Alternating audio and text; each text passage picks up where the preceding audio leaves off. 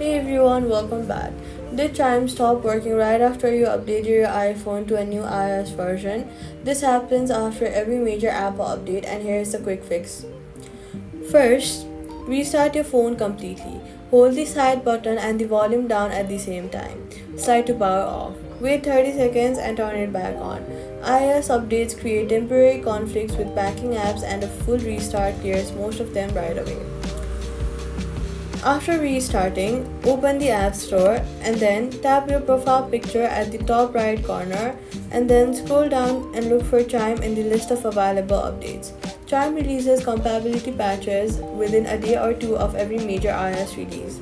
Tap Update immediately if you see it.